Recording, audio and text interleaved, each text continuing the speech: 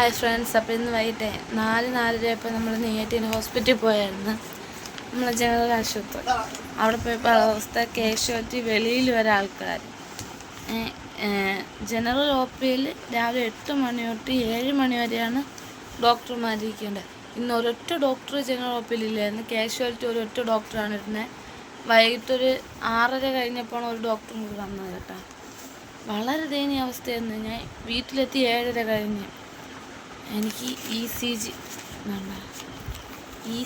എടുത്തായിരുന്നു.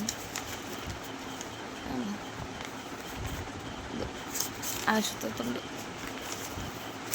ചേട്ടാ അവിടെ കിടപ്പുണ്ട് കേട്ടോ. ഞാൻ പറഞ്ഞുതരാം. ചേട്ടാ പറ ചേട്ടാ.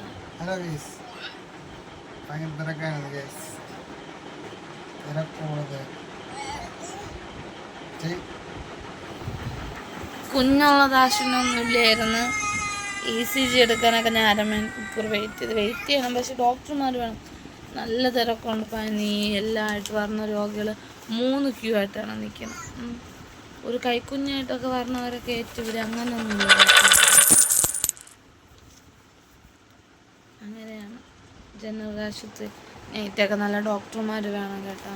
ഇതിൻ്റെ അവിടെ അഭിപ്രായം നിങ്ങൾക്ക് എന്തും വേണോ പറയാം. എൻ്റെ അഭിപ്രായം ആശുപത്രി ഡോക്ടർമാർ വേണം നൈറ്റ്. കാരണം നൈറ്റിൽ രാവിലെ ആവശ്യങ്ങളുണ്ട്. നൈറ്റും എല്ലാവരും പാവപ്പെട്ടവരൊക്കെ പറഞ്ഞത് നൈറ്റിൽ, അപ്പൂപ്പന്മാരും അമ്മമാരൊക്കെ പറഞ്ഞ നൈറ്റാണ്. അപ്പോൾ ഡോക്ടർമാർ വേണം.